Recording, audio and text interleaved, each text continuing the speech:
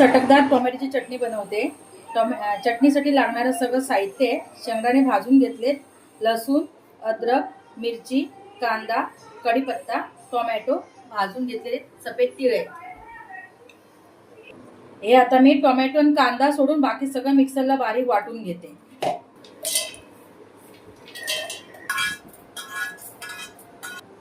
हे आता मी सगळं सुकं वाटून घेणार आहे। हे बघा आता असं जाडसर वाटून घेतलेलं आहे। कांदा टाकते, टोमॅटो,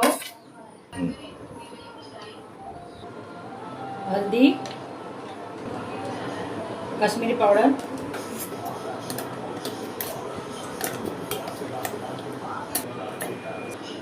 सगळं काढून घेतलेलं आहे भांड्यामध्ये। आता चवीपुरतं मीठ घालते, थोडासा कांदा लसूण मसाला टाकते, थोडंसं तेल टाकून घेते, मिक्स करून घेते। आता ही बघा चटणी रेडी झालेली आहे। चपाती किंवा भाकरी सोबत खायला मस्त झालेली आहे।